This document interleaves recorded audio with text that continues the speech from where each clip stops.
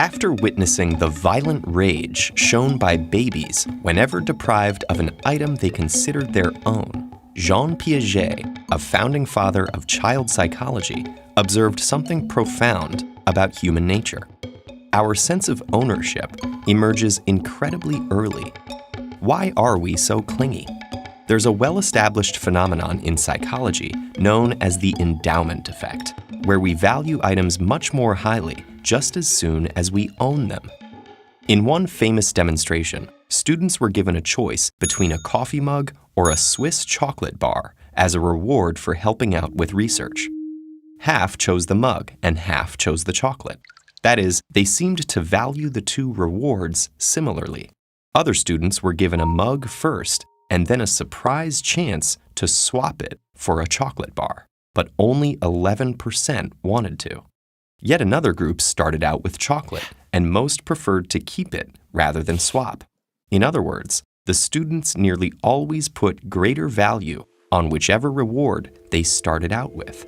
Part of this has to do with how quickly we form connections between our sense of self and the things we consider ours.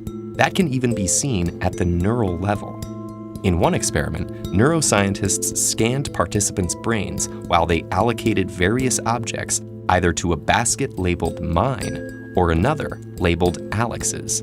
When participants subsequently looked at their new things, their brains showed more activity in a region that usually flickers into life whenever we think about ourselves. Another reason we're so fond of our possessions is that from a young age, we believe they have a unique essence. Psychologists showed us this by using an illusion to convince 3 to 6-year-olds they built a copying machine, a device that could create perfect replicas of any item. When offered a choice between their favorite toy or an apparently exact copy, the majority of the children favored the original. In fact, they were often horrified at the prospect of taking home a copy. This magical thinking about objects isn't something we grow out of. Rather, it persists into adulthood while becoming ever more elaborate. For example, consider the huge value placed on items that have been owned by celebrities. It's as if the buyers believed the objects they'd purchased were somehow imbued with the essence of their former celebrity owners.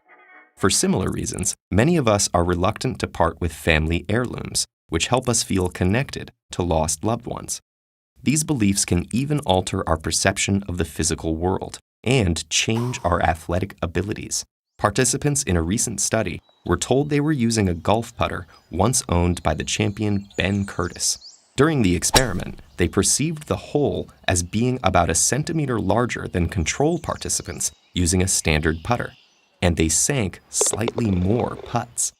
Although feelings of ownership emerge early in life, culture also plays a part.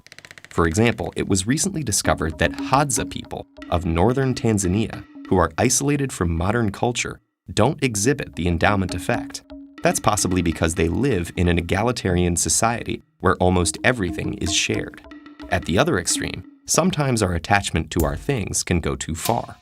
Part of the cause of hoarding disorder is an exaggerated sense of responsibility and protectiveness toward one's belongings.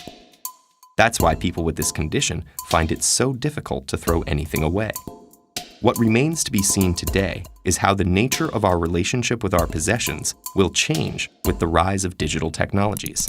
Many have forecast the demise of physical books and music, but for now at least, this seems premature. Perhaps there will always be something uniquely satisfying about holding an object in our hands and calling it our own.